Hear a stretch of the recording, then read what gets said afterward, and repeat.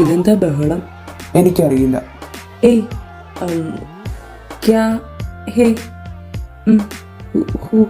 कोई बुढ़े बाबा का जेब मार दिया। ചേച്ചിക്ക് മനസ്സിലായോ? ആരോ പോക്കറ്റ് അടിച്ചെന്ന് തോന്നുന്നു. ചേച്ചിക്ക് ഇതൊക്കെ കേട്ടാൽ മനസ്സിലാകൂ? ഏയ് ആരോ പോക്കറ്റ് എന്ന് പറയുന്നത് കേട്ടു. ഞാനെങ്ങനെ ഊഹിച്ചതാ. ഭീകരി, ഞാൻ കരുതി ചേച്ചിക്ക് ഹിന്ദി ഉറുദു ഒക്കെ അറിയാമെന്ന്. ഒന്ന് പോടാ. കേരളം വിട്ടെങ്ങും പോയിട്ടില്ലാത്ത ഞാനാ ഇനി എല്ലാ ഭാഷയും പഠിക്കാൻ പോകുന്നേ. ആ അപ്പാ പോക്കറ്റടിയാ. അപ്പാ എന്താ? ഒന്നുമില്ലേ? ഒന്നുമില്ല. സ്റ്റേഷൻ അടുക്കാറായി. എനിക്ക് സംശയമില്ലാതില്ല. സംശയങ്ങളും നല്ലതാ. പോടാ മാക്രി.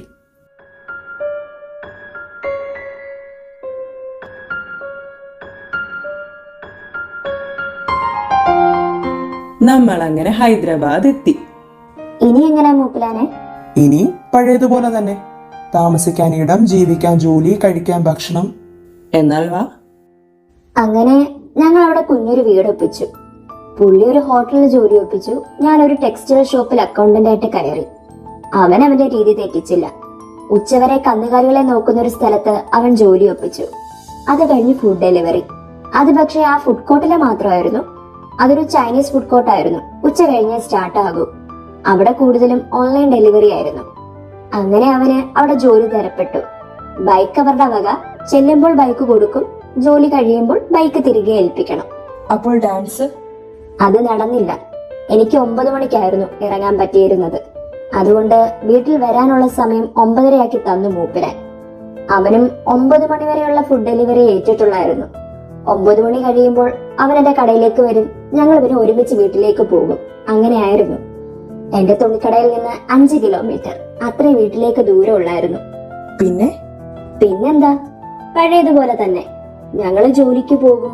മൂപ്പലാൻ വെച്ചുണ്ടാക്കി തരുന്നത് നാണമില്ലാതെ കഴിക്കും. മാസാവസാനം ശമ്പളം പങ്കിടൽ. അപ്പനും മോനും ശമ്പളത്തെ ചൊല്ലി അടി. അതെന്തിനാ അടി? അത് അവൻ 500 1000 മുക്കാൻ നോക്കും. പുള്ളി പൊക്കും. രണ്ടും പിന്നെ അതും ഇതും പറയും.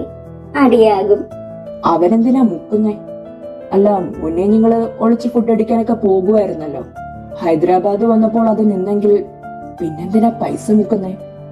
അവനൊരു സ്വപ്നം ഉണ്ടായിരുന്നു. എന്ത് സ്വപ്നം? മര്യാദയ്ക്ക് 500 വെച്ചോ. അപ്പൻ എന്താ അപ്പനാ? അപ്പ ഒന്നുമില്ലേ, മോനല്ലേ? പൈസ കാര്യത്തിലല്ല, വെക്കടാ 500. പറ്റൂല. 500 രൂപയുടെ കാര്യമല്ലേ? 500 ആയാലും 1 രൂപയായാലും പൈസയാ.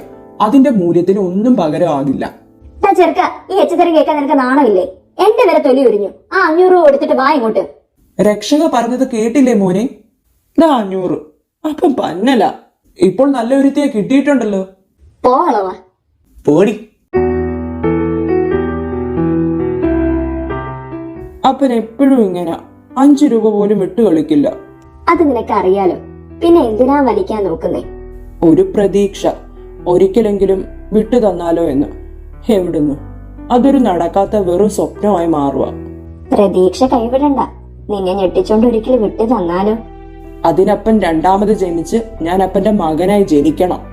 അപ്പോൾ ഈ ജന്മത്തിൽ നീ അപ്പന്റെ മകനല്ലേ? ഞാൻ ചോദിച്ചു പോയത് കൊണ്ടങ്ങ് ചോദിക്കുക. നിനക്കിതിന് മറുപടി തരാൻ താല്പര്യമില്ലെങ്കിൽ വിഷയം മാറ്റിയേരെ. ശരിക്കും നിങ്ങൾ അപ്പനും മകനും അല്ലേ? നീ ആ മനുഷ്യന്റെ സ്വന്തം ചോരയല്ലേ? പലപ്പോഴും എടുത്തു വളർത്തിയ കഥ കേൾക്കാറുണ്ട്. ചേച്ചിക്ക് ഇത്രയും നാള് കണ്ടിട്ട് എന്തൊക്കെ മനസ്സിലായോ? അത്രയൊക്കെ 26 വർഷമായിട്ട് എനിക്കും മനസ്സിലായിട്ടുള്ളൂ. എന്ന് വെച്ചാ? എനിക്ക് ഓർമ്മയുള്ള കാലം തൊട്ടേ അപ്പൻ എന്റെ മുന്നിലുണ്ട്. അപ്പനെ അല്ലാതെ വേറെ ആരെയും എനിക്കറിയില്ല ബന്ധുക്കളായിട്ട്. എനിക്കൊരമ്മയുണ്ടോന്ന് പോലും എനിക്കറിയില്ല. ഇടയ്ക്കപ്പൻ, ഭാര്യ എന്നൊക്കെ പറയും. പക്ഷെ അതെന്റെ അമ്മ തന്നെയാണോന്നും ഇനി അപ്പൻ എന്റെ ശരിക്കുള്ള അപ്പൻ തന്നെയാണോന്നും സത്യത്തിൽ എനിക്കറിയില്ല. അപ്പനെ ഞാൻ അപ്പ എന്ന് വിളിച്ചു. അപ്പൻ ഇന്നേ വരെ അത് തിരുത്താൻ വന്നിട്ടില്ല. ഞാൻ നിന്റെ സ്വന്തം അപ്പനാണെന്നും ആശാൻ പറഞ്ഞിട്ടില്ല. ഞാൻ നിന്റെ അപ്പനല്ല എന്നും പറഞ്ഞിട്ടില്ല.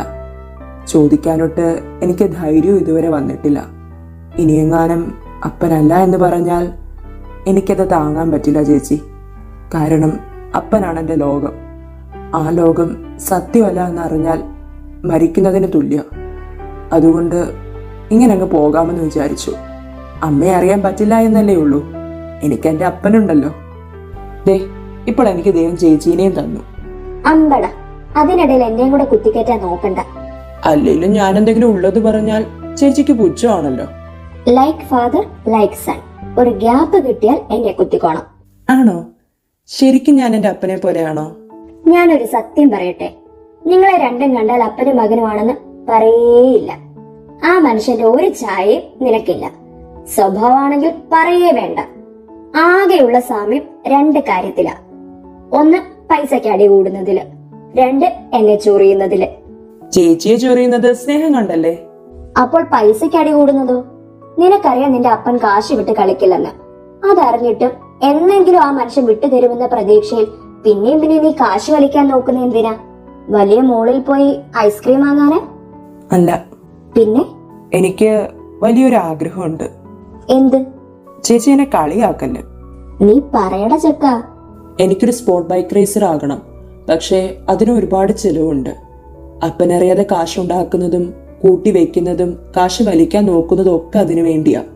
അത്രയ്ക്കും ആഗ്രഹമാണോ നിനക്ക്? എന്തെങ്കിലും കാരണം? ഇല്ല, എന്തോ കുഞ്ഞിലെ മുതലേ അതിനായിരുന്നു ഇഷ്ടം. നിന്റെ അപ്പനറിയാമോ? കുഞ്ഞിലെ പറഞ്ഞിട്ടുണ്ട്. പിന്നെ പിന്നെ ഞാനെന്തോ പറച്ചിൽ നിർത്തി. അപ്പനതിന് വലിയ ശ്രദ്ധ തരാഞ്ഞതുകൊണ്ട്. നീ ഇങ്ങനെ കാശുണ്ടാക്കിയിട്ട് എന്ത് ചെയ്യാനാ ഉദ്ദേശിക്കുന്നേ? എന്താ നിന്റെ പ്ലാൻ? അതിനു പറ്റിയൊരു അക്കാഡമി കണ്ടുപിടിക്കണം, ജോയിൻ ചെയ്യണം. പക്ഷേ അതിനു മുന്നേ അപ്പനെ ബോധ്യപ്പെടുത്തണം. നിന്റെ അപ്പനല്ലേ? തള്ളക്കോഴി അതിന്റെ കുഞ്ഞിനെ കൊണ്ടു നടക്കുന്ന പോലെയല്ലേ നിന്റെ അപ്പൻ നിന്നെ കൊണ്ടു നടക്കുന്നത്? അതാണ്. നോക്കട്ടെ, ആദ്യം കാശ് ഒപ്പിക്കട്ടെ. അപ്പോൾ വലിയ റൈഡർ ആവാനാണ്. ഓക്കെ, ചേച്ചിയുടെ എല്ലാ അനുഗ്രഹം ഉണ്ടായിരിക്കും. ഓക്കെ ചേച്ചി, എല്ലാം ഓക്കെ. ഈ ചേച്ചി വിളിയാണ് പറ്റാത്തത്. അതെന്താ? എന്തോ അവന്റെ ചേച്ചി വിളി എനിക്ക് അങ്ങോട്ട് തീരെയും പിടിക്കുന്നില്ല. താനെന്താ വിളിച്ചിരുന്നേ? കൊച്ചു ചേർക്കൻ. പേരിപ്പോൾ പറയുന്നു നോക്കിയിരിക്കാൻ തുടങ്ങിയിട്ട് കുറെ നേരമായി. ക്ഷമ കിട്ടു. തന്റെ കൊച്ചു ചേർക്കന് പേരില്ലേ? ശരിക്കും പറഞ്ഞാൽ അതായിരുന്നു ഞങ്ങളുടെ ബന്ധത്തിന്റെ ബ്യൂട്ടിയും. ഞാൻ ആരാണെന്നോ എന്താണെന്നോ എവിടുന്നാണെന്നോ അവര് ചോദിക്കാനും വന്നില്ല. എന്നെയും അവരാരാണെന്നോ എന്താണെന്നോ ബോധ്യപ്പെടുത്താനും വന്നില്ല. പക്ഷേ ഞങ്ങളൊരു കുടുംബമായി ജീവിച്ചു, സ്നേഹിച്ചു. കൊച്ചു ചേർക്കന്റെ പേര് അറിയില്ലെന്ന് മാത്രം പറയില്ലേ, ഞാനിപ്പോൾ കരയും.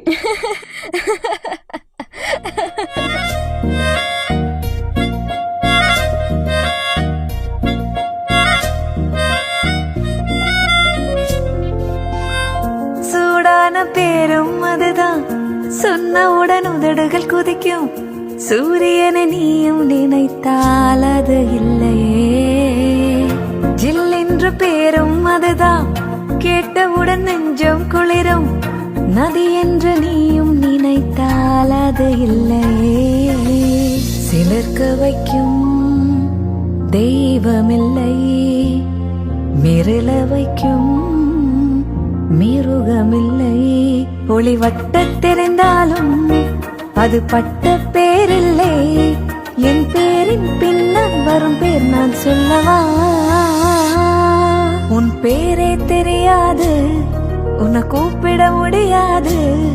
நான் உனக்கு ஒரு பேர் வைத்தேன், உனக்கே தெரியாது. அந்த பேரே அறியாது அட யாரும் இங்கேது. அதை ஒரு முறை சொன்னாலே தூக்கம் வராதே. 10 ഇവനെന്താ വരാത്തത്? കടയും അടച്ചു, ആരുമില്ല കൂടെ. ഇത്രയും നാളായിട്ട് അവന്റെ ഫോൺ നമ്പർ പോലും വാങ്ങാഞ്ഞത് മണ്ടത്തരമായിപ്പോയി. ഇപ്പൊ ഞാൻ എന്താ ചെയ്യാ? അവനെന്താ താമസിക്കുന്നേ? അച്ഛാ, എനിക്ക് വിഷം വരുന്നു. ദൈവം എന്തെങ്കിലും ഒന്ന് ചെയ്യും.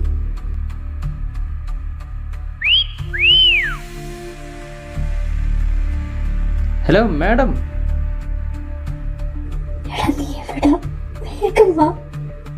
अरे मैडम, कहीं जाना है तो बताओ, टैक्सी लगा दे.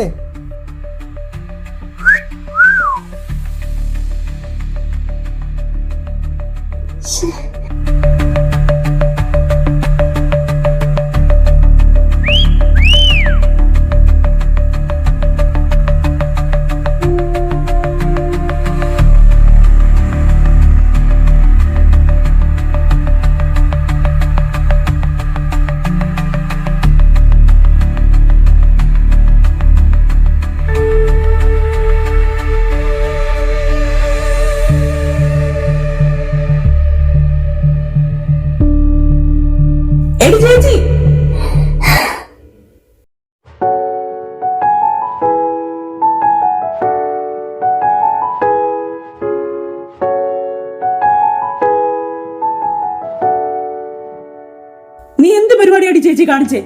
കടയുടെ മുന്നിൽ നിൽക്കാനല്ലേ ഞാൻ പറഞ്ഞത്? എന്നെ കണ്ടില്ലാന്ന് വെച്ച് ഇറങ്ങി പോകുവോ? സോറി. അങ്ങനെ കാണാതായപ്പോ ഹേമന്മാര്, ഞാനെന്ത് ടെൻഷൻ അടിച്ചെന്നോ? എന്തെങ്കിലും പറ്റിയായിരുന്നെങ്കിലോ? ഇനി മേലെ എന്നെ അറിയിക്കാതെ എങ്ങും പോകരുത്. അതിന് എനിക്ക് നിന്റെ നമ്പർ വേണ്ടേ?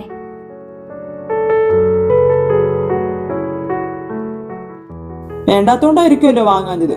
അത് ഞാൻ അങ്ങനെ ഓർത്തില്ല, നമ്പർ വാങ്ങിയിട്ടില്ലാന്ന്. പ്രായത്തിന് മൂത്തയാണെന്ന് പറഞ്ഞിട്ട് കാര്യമൊന്നുമില്ല. കുറച്ചൊക്കെ വെളിവ് വേണം. നമ്പർ അങ്ങോട്ട് കുത്ത്.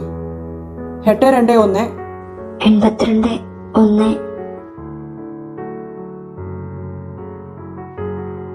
എടി ചേച്ചി, സോറി, ഞാനങ്ങ് പേടിച്ചുപോയി. അതാ അത്രയും ദേഷ്യപ്പെട്ടെ. സാരമില്ലടാ, മനസ്സിലാകും. നീ എന്താ ലേറ്റായേ? ലാസ്റ്റ് ഡെലിവറി കുറച്ച് ദൂരെയായിരുന്നു, അതാ. അല്ലടി ചേച്ചി, എന്താ ഈ ആലോചിക്കുന്നേ?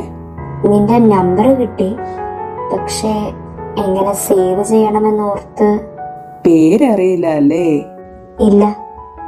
എങ്ങനെ പേര്? പേര് എനിക്കും പറയാൻ താല്പര്യമില്ല. അതാ ഇത്രയും നാളായിട്ടും പറയാതിരുന്നത്. അതെന്താ താല്പര്യമില്ലാത്തത്? എനിക്കിഷ്ടല്ല. അത്രയ്ക്ക് മോശം പേരാണോ? ഓർമ്മിപ്പിക്കല്ലേ, സ്കൂളിലൊക്കെ കളിയാക്കല് കുറെ കേട്ടതാ. സത്യം പറഞ്ഞാൽ എന്റെ പേരാരെങ്കിലും ചോദിച്ചാലോ, ആരെങ്കിലും എന്നെ പേരെടുത്ത് വിളിച്ചാലോ എനിക്ക് അപ്പനോട് ദേഷ്യം തോന്നും. ലോകത്ത് എത്രയോ നല്ല പേരുണ്ടായിരുന്നു, എന്നിട്ട് എനിക്കിട്ടതോ? അതെന്തു പേരാടാ? ചേച്ചിക്ക് അറിയണമെന്ന് അത്ര നിർബന്ധമാണോ? എന്നാൽ ഞാൻ പറയാം, പക്ഷെ എന്നെ എന്റെ പേര് വിളിക്കരുത്. എന്നാൽ വേണ്ട, നീ കഷ്ടപ്പെട്ട് ബുദ്ധിമുട്ടി പറയണ്ട. നിനക്ക് ആ പേര് പറയുമ്പോൾ അപ്പനോട് ദേഷ്യം വരുമെന്നല്ലേ പറഞ്ഞത്? അപ്പനെ ജീവന തുല്യം സ്നേഹിക്കുന്ന മകന് ഇനി ഞാൻ കാരണം അപ്പനോട് ദേഷ്യം വരണ്ട. പേരെനിക്ക് നിന്റെ വായിന്ന് കേൾക്കണ്ട, ഞാൻ കണ്ടുപിടിച്ചോളാം. ഒരു പേരിലൊക്കെ എന്തിരിക്കുന്നു അല്ലേ? അപ്പോൾ ചേച്ചി എന്റെ നമ്പർ എങ്ങനെ സേവ് ചെയ്യും? നിനക്ക് ഞാൻ പേരിടാം. Okay, saved. പേര് നോക്കട്ടെ. കണ്ണാപ്പിയോ? അതെ, കണ്ണാപ്പി. ഓ, ഇതിലും ഭേദം അപ്പനിട്ട പേരായിരുന്നു. പോടി ചേച്ചി. എടാ നിക്കടാ, నిక్కడ కన్నాపి చుట్టమల్లే చుట్టేస్తానే తుంటరి చూపు ఊరికే ఉండదు కాసేపు అస్తమానం నీలోకమే నామై మరపు చేతనైతే నువ్వే నన్నాపు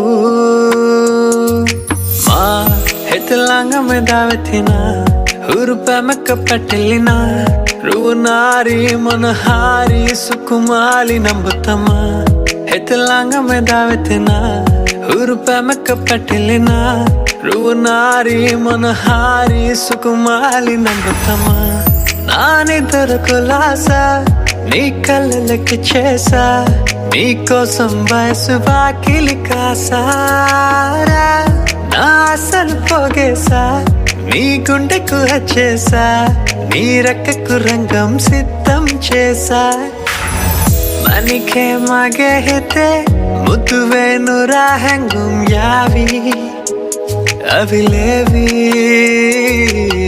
ನೆರಿಯೇನು ಪೇನಾಗೆ ಮಗೆ ನೆನ್ನೆ ಹಮೆ ಹಯಾವಿ ಶ್ರೀವೇವಿ చుట్టమల్లె చుట్టేస్తాని చుట్టేస్తాని చుట్టమల్లె చుట్టేస్తాని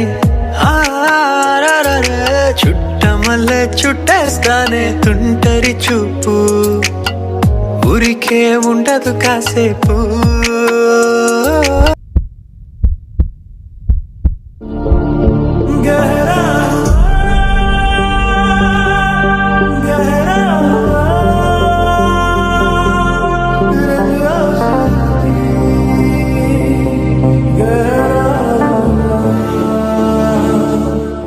എന്റെ ദൈവമേ, ഒരു ഗുണമില്ലാത്ത രണ്ടെണ്ണത്തെ ഞാനിപ്പോ പോറ്റി വളർത്തുന്നുണ്ടേ. ചാവാൻ കിടന്നാൽ പോലും വെള്ളം കിട്ടുമെന്ന് പ്രതീക്ഷിക്കണ്ട. ഒരു സാധനം വെച്ചെടുത്ത് കാണില്ല. എന്താടാ ഇങ്ങനെയല്ല അത്. ഏത് അത് അപ്പ എനിക്കൊരു ഉമ്മ തരുമോ? ഉമ്മയല്ല, രണ്ട് പെടയാ തരേണ്ടത്. പൊക്കോണം എന്റെ മുന്നിൽ നിന്ന്.